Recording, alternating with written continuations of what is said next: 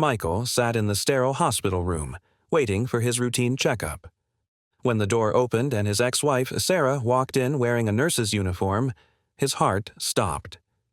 6 years of silence between them, and now she was standing right in front of him. Would she even acknowledge their past? Or was this her perfect chance for revenge after what happened between them? Before we continue, comment from where you are watching from. Sarah froze in the doorway, clipboard clutched tightly against her chest. The color drained from her face as she recognized him. "Michael," she whispered, her voice barely audible. "Sarah," he replied, his mouth suddenly dry. "I didn't know you worked here." She straightened her shoulders, her professional mask sliding into place despite the storm he could see raging behind her eyes. "I've been here for 5 years now. Your chart, please." Her cool efficiency cut deeper than any anger might have. Michael handed over his information, their fingers never touching during the exchange. The room felt smaller now, the air between them charged with unspoken words. "What brings you in today?" she asked, eyes fixed on the clipboard, refusing to meet his gaze.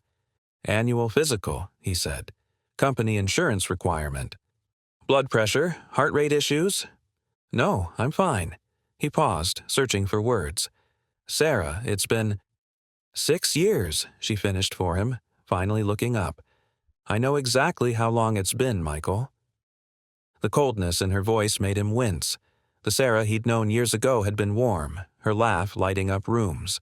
This woman before him was a stranger wearing her face, hardened by something he couldn't quite place.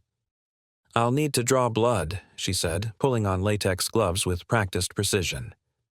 As she prepared the needle, Michael studied her. The same delicate features but new lines around her eyes. Her hair was shorter now, practical. A simple gold chain disappeared beneath her scrubs. Not the engagement ring he'd given her, which she'd once sworn never to remove. "You look well," he offered, trying to bridge the gulf between them. "Roll up your sleeve, please." He complied, watching her work. Her hands were as steady as ever, efficient and gentle despite the tension radiating from her. "Sarah, can we talk about what happened?" The needle paused just above his skin. This isn't the place for that conversation. "Then where is?" "I've tried reaching out. You changed your number, moved away." "For good reason." She inserted the needle, perhaps a bit more forcefully than necessary. Michael didn't flinch.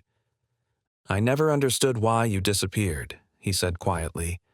"One argument, and you were just gone." Sarah's eyes flashed with something dangerous. "One argument? Is that what you call it?" She withdrew the needle and pressed a cotton ball against his arm with practiced efficiency. "Hold this." As she labeled his blood samples, her hands finally betrayed a slight tremor. "You don't get to rewrite history, Michael. Not after what you did." "What I did? Sarah, I came home and you had packed everything. No explanation. No chance to fix things." Pain flickered across her face, quickly replaced by the professional mask again.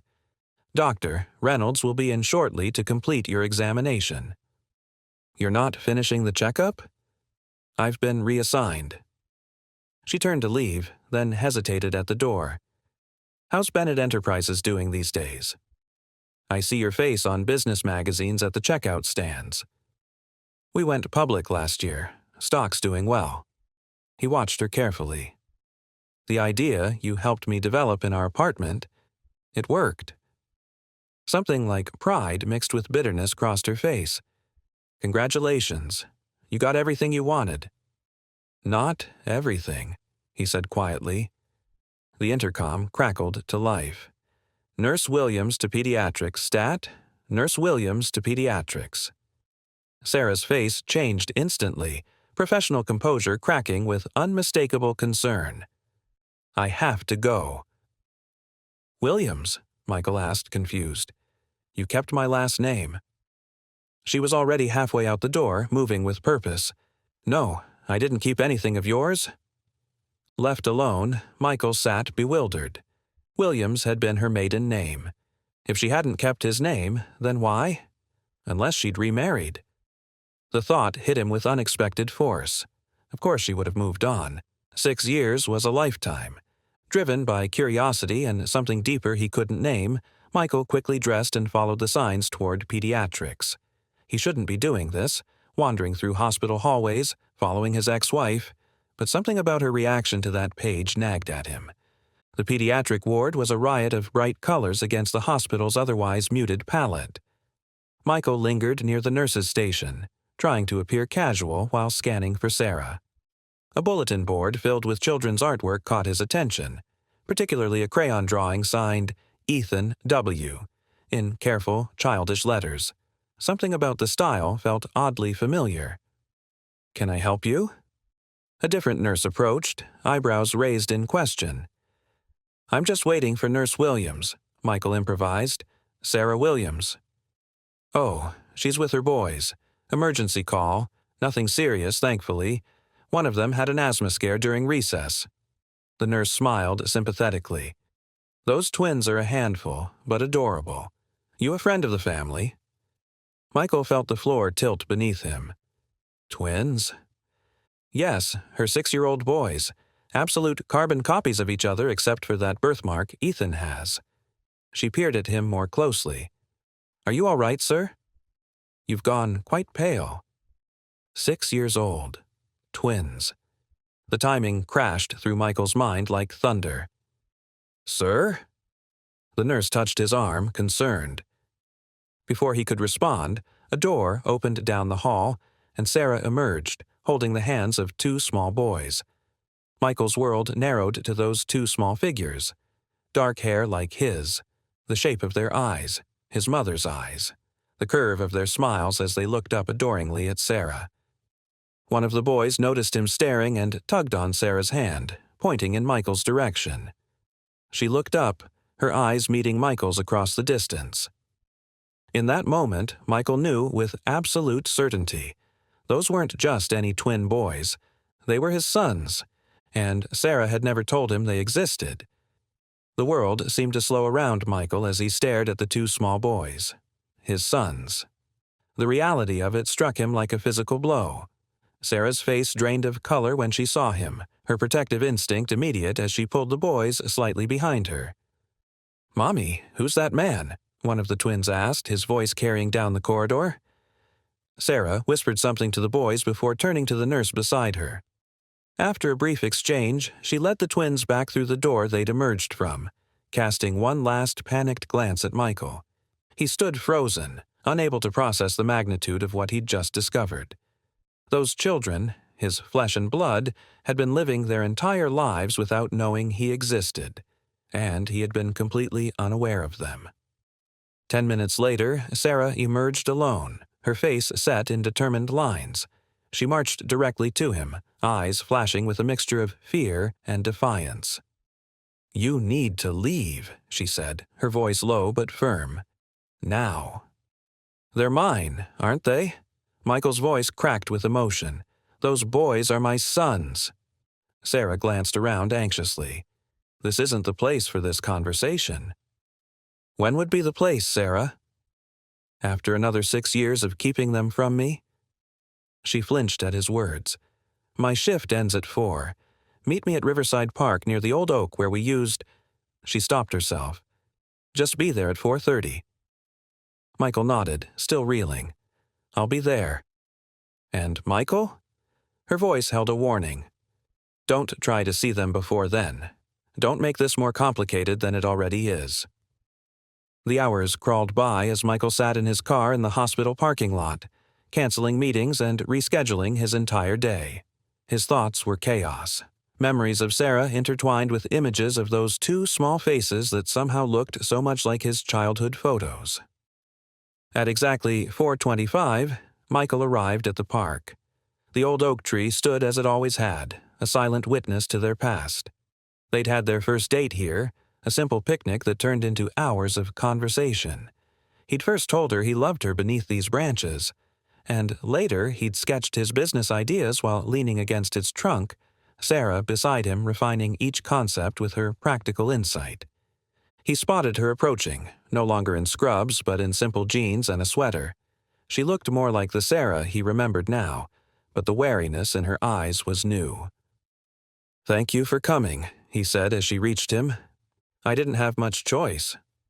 She remained standing a few feet away, maintaining her distance. "What do you want to know?" "Everything," he said simply. "Their names, when they were born. Why you never told me about them." Sarah took a deep breath. "Ethan and Noah. They were born January 17th, 6 years ago. Ethan is older by 8 minutes and has a small birthmark on his left shoulder." "January," Michael whispered, doing the quick math. "That means you were already pregnant when you left." "Yes." Her voice was barely audible. "Did you know? When you walked out that night, did you know you were carrying my children?" Sarah looked away, watching a fallen leaf tumble across the path. "I found out that morning.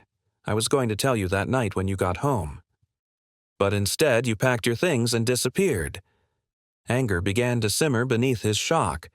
"Why, Sarah? What could I possibly have done to deserve being cut out of my own children's lives?" Her eyes snapped back to his, a flash of the old fire. "You really don't remember what happened that night, do you?" "We argued about the business, about my hours, the same argument we'd had a dozen times." She laughed, a hollow sound without humor. "That's what you think happened? God, Michael, you really have rewritten history." "Then tell me your version," he challenged. Sarah wrapped her arms around herself as if bracing against the memory. "I told you I needed to talk about something important. You'd been working 18-hour days for weeks. The business was everything to you. Nothing else mattered." "That's not fair. I was building our future." "Let me finish," she cut him off. "You came home distracted, irritated that I was interrupting your workflow. When I tried to talk about needing more stability, about maybe scaling back some of your expansion plans, you exploded. Said I never supported you, that I was trying to hold you back from success." Michael frowned, the memories hazy but present. "I was stressed. We both said things. You told me if I couldn't handle being with someone ambitious, I should leave." Her voice shook slightly. "You said, and I quote, 'I don't need this right now. I don't need someone constantly questioning my decisions when I'm trying to build something great.'" The words hit him with terrible familiarity. He had said that. "So I took you at your word," Sarah continued. "I left. And when I tried to call you the next day to tell you about the pregnancy, your new assistant said you were too busy to be disturbed. For 3 days I tried. She always had the same message. You'd made it clear you didn't want to speak to me." "Diane," Michael muttered. "She never told me you called." "It doesn't matter now. After the 3rd day, I realized you'd meant what you said. Your business would always come first. What kind of father would that make you? What kind of environment would that be for children?" Anger flashed through him. "That wasn't your choice to make alone, Sarah. They're my sons, too." "Are they?" she challenged. "Biology doesn't make you a father. Being there does. Every fever, every nightmare, every skinned knee and school project, that's what makes you a parent." Michael felt the truth of her words like a knife. "You should have tried harder to reach me." "And you should have tried it all," she shot back. "You knew where my parents lived. You knew my friends. But you never came looking. Not once." The accusation hung between them, impossible to deny. He had been hurt by her leaving, then buried himself even deeper in work, using her departure as proof that nothing mattered but success. "I want to meet them, properly," Michael said finally. "I have rights." Sarah's expression hardened. "Legal rights, maybe. But those boys have never known you. You can't just burst into their lives and expect everything to be fine." "I'm not suggesting that, but they deserve to know who their father is." "And what kind of father do you plan to be, Michael? One who shows up for an hour between meetings? Who promises to attend school plays but cancels at the last minute for an important call?" Her words cut deep because they touched on his own fears. What did he know about being a father? "I don't know how to do this," he admitted finally, his voice softening. "But I want to try. They're part of me, Sarah. A part I didn't know was missing until today."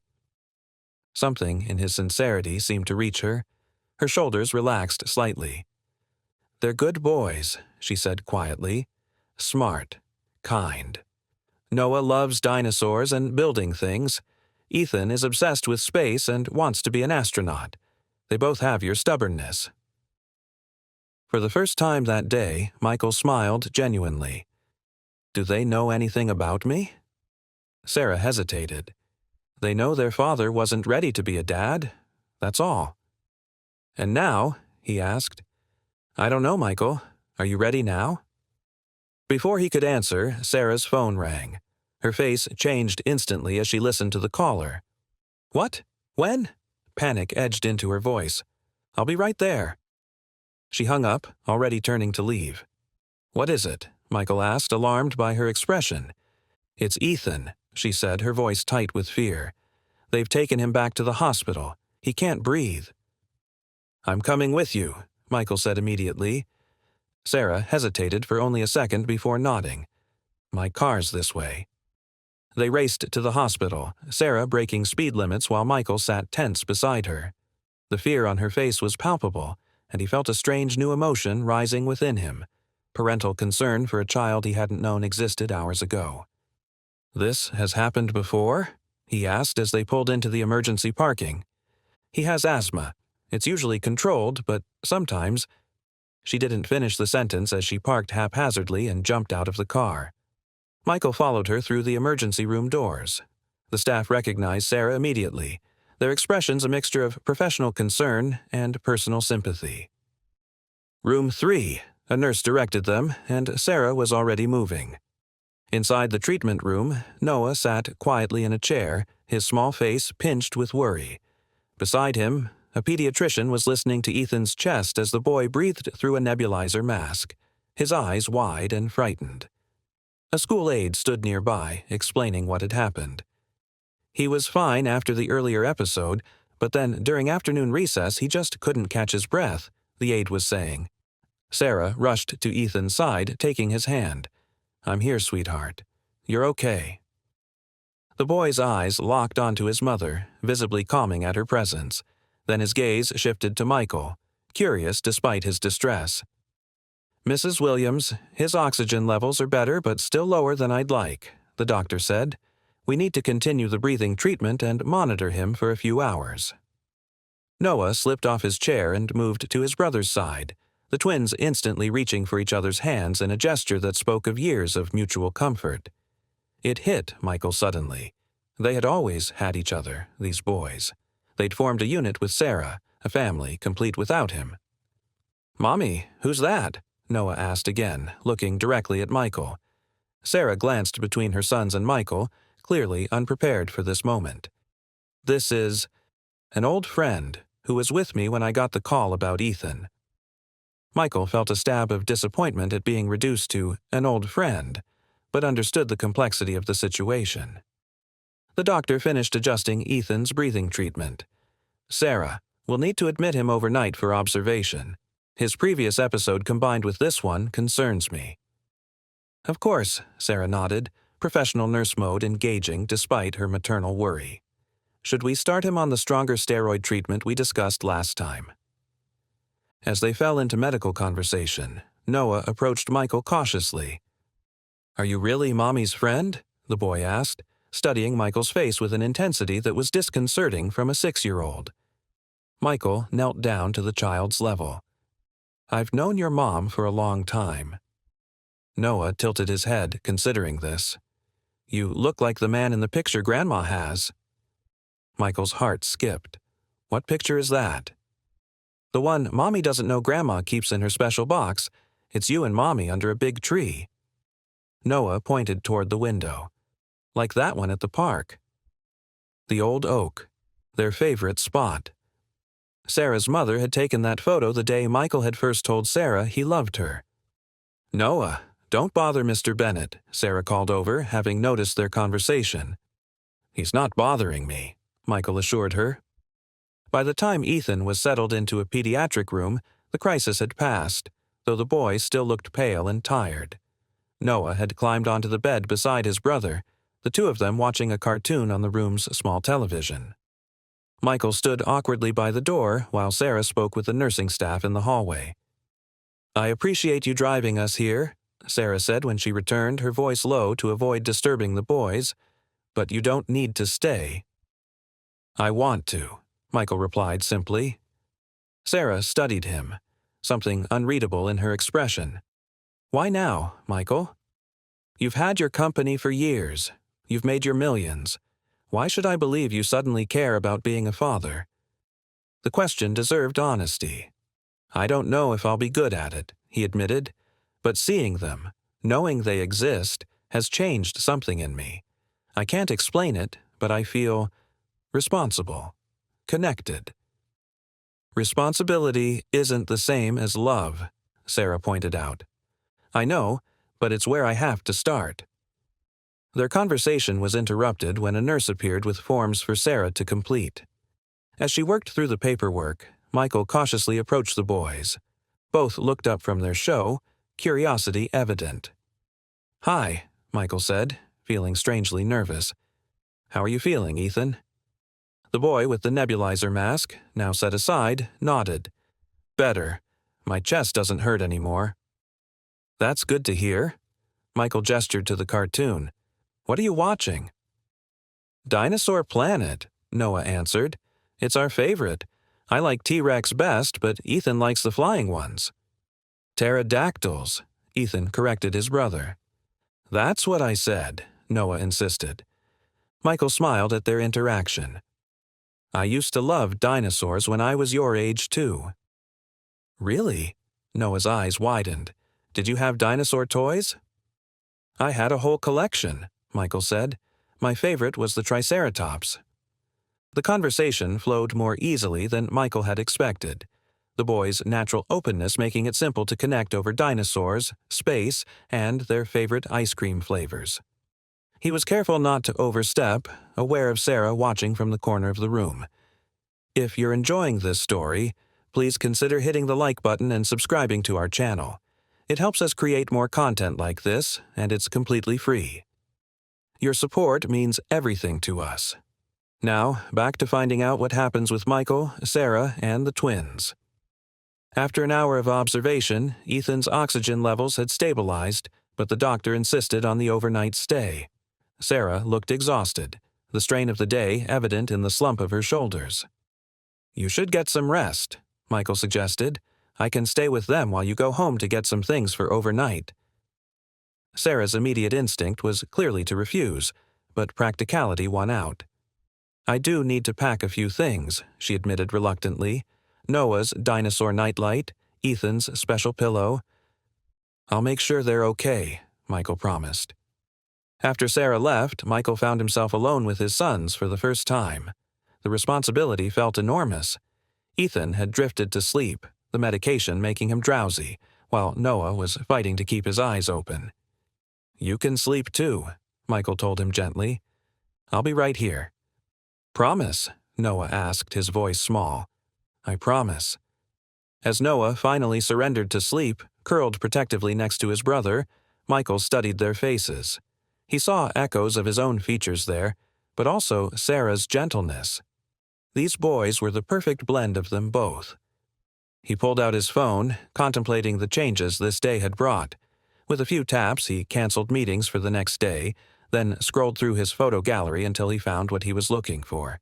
The original sketch of his business concept, the one he and Sarah had created together under that oak tree. The idea that had made him millions had begun as their shared dream. Somewhere along the way, he'd forgotten that. While the boys slept, Michael used his laptop to research childhood asthma, learning about treatments, triggers, and management strategies. By the time Sarah returned with an overnight bag, he had filled several pages of notes. You're still here, she said, sounding genuinely surprised. I said I would be. He showed her his notes. I've been reading about asthma. There are some promising new treatments being developed at a research institute our company funds. Sarah set down her bag, regarding him with newfound curiosity. You didn't have to do that. I wanted to understand what Ethan is dealing with. He hesitated. Sarah, there's something else you should know. Her guard instantly rose. What? The company has excellent health insurance, better than most. If you'd allow me to add the boys—" He trailed off, seeing her expression harden. "We've managed fine without your money all these years. This isn't about money. It's about getting Ethan the best care possible." He met her gaze directly. "You can hate me all you want, but don't punish him for it." The accusation hung between them, Sarah's eyes flashing with anger before her expression slowly shifted to resignation. "I never hated you, Michael," she said finally. "That would have been easier." The admission surprised him. "Then what?" "Disappointment," she said simply. "In you, in us, in what we could have been." Her words struck deeper than anger ever could have. Before he could respond, Ethan stirred, coughing slightly before settling back to sleep. "We'll discuss the insurance later," Sarah conceded, turning her attention back to the boys. "Right now, I just want to focus on getting him better." Michael nodded, understanding her priorities. He stood to leave, knowing he'd overstayed his welcome for the day. "I'd like to come back tomorrow," he said, "if that's okay." Sarah hesitated, then nodded slowly.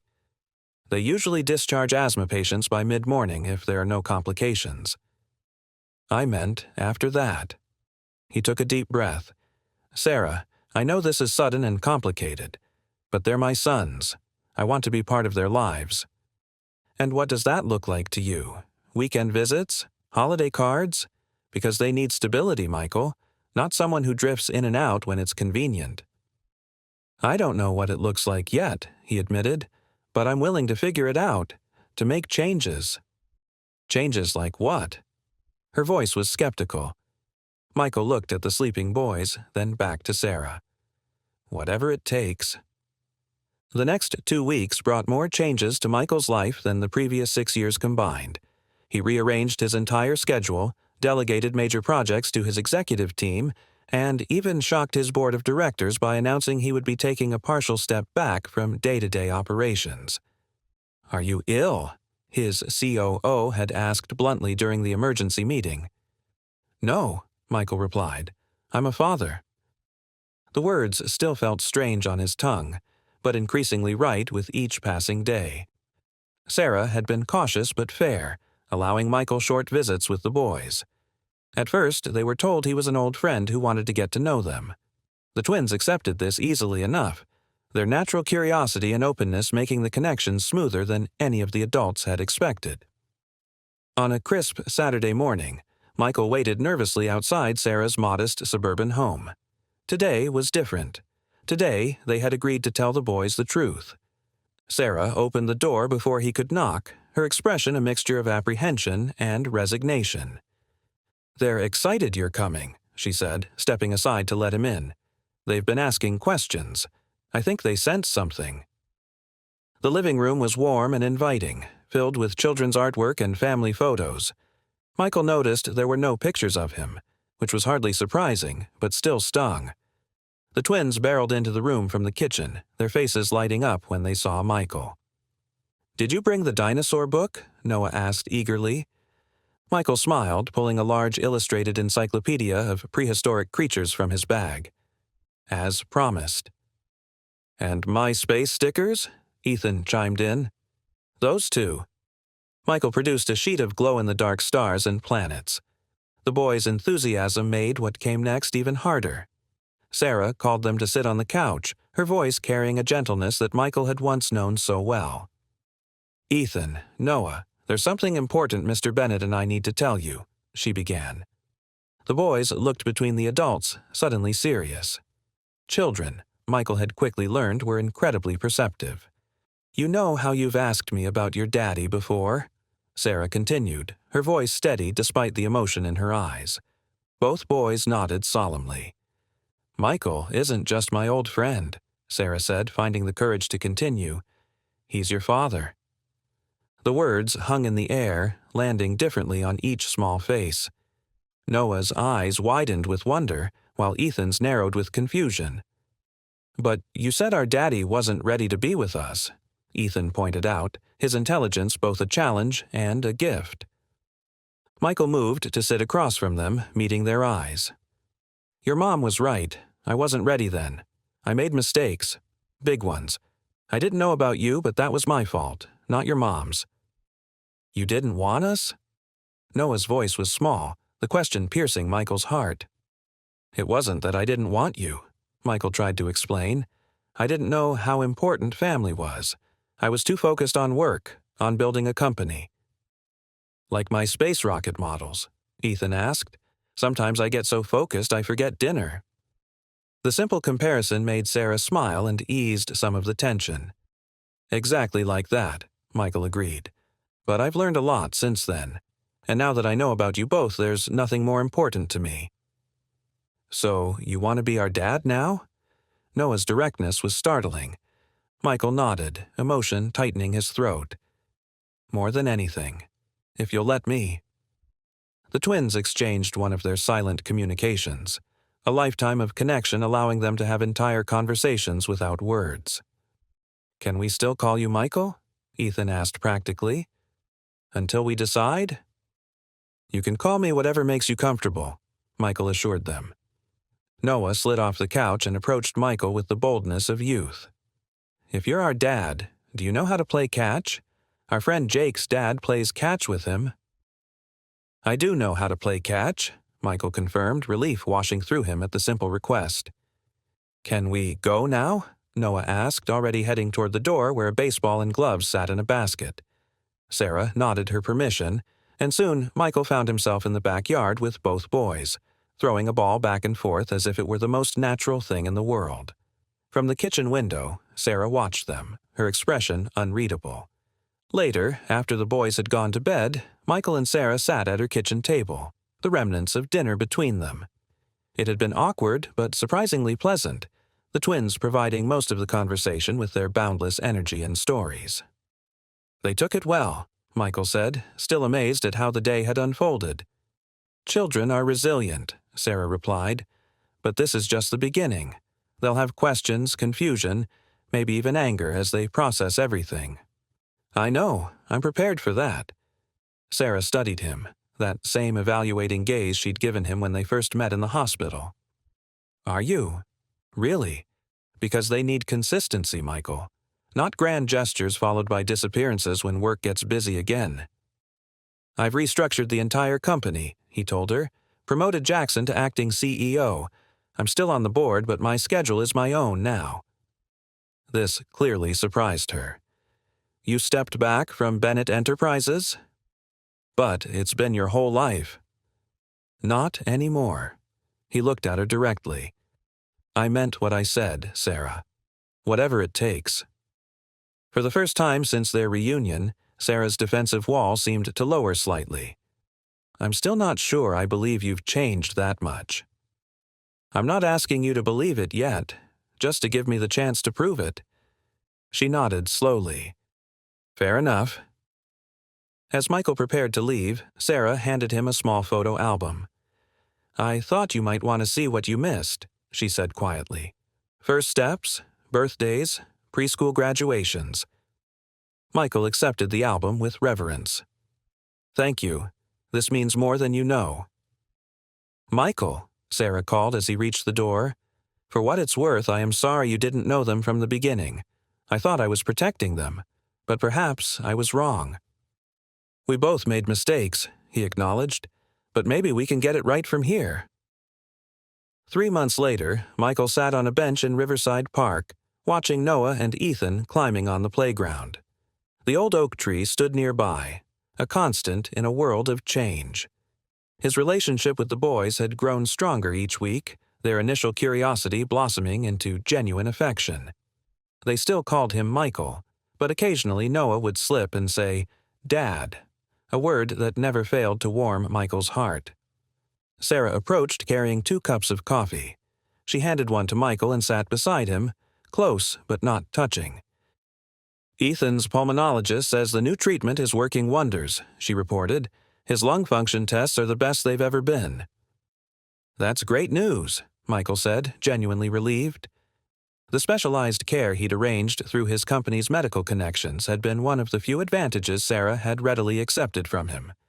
They sat in comfortable silence, watching the boys play. The awkwardness that had characterized their early interactions had gradually given way to a tentative friendship built on their shared love for their sons. "The boys want you to come to their birthday party next month," Sarah said suddenly. "It's small. Just family, really?" Michael looked at her, understanding the significance of the invitation. "I'd be honored." "My parents will be there," she warned. "They have opinions about you." He smiled slightly. "I imagine they do. But they're willing to give you a chance, for the boys' sake." "And you?" Michael asked carefully. "What are you willing to give me a chance for?" Sarah turned to look at him directly. "I'm not ready to answer that yet." "That's fair," he acknowledged. "We have time." As the setting sun painted the park in golden light, Ethan and Noah raced toward them, faces flushed with excitement. "Michael! Mom! Watch what we can do!" they called in unison, before demonstrating a complicated synchronized jump from the playground structure. Michael and Sarah applauded their performance, sharing a smile that held the promise of something neither was quite ready to name. Some wounds took time to heal, some trusts required patience to rebuild. But watching his sons laugh beneath the branches of the old oak tree, Michael knew that the most important foundations were already being laid. Family, he had finally learned, was the greatest enterprise of all. If this story touched your heart, please hit that subscribe button and join our community of story lovers. Remember, true beauty comes in every size, and your worth is never determined by how others see you, but by how you see yourself.